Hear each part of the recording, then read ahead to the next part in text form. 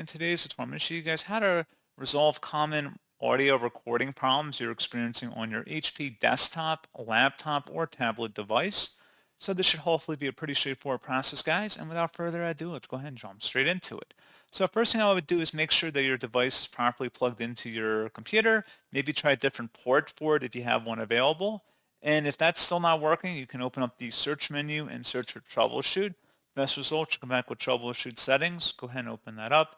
On the right panel, select additional troubleshooters, and then scrolling down underneath find and fix other problems, select where it says recording audio, find and fix problems with recording sound, and then run the troubleshooter for that, and then give us a moment.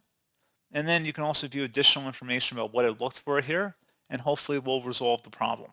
So as always, thank you guys for watching this brief tutorial. I do hope that I was able to help you out, and I do look forward to catching you all in the next tutorial. Goodbye.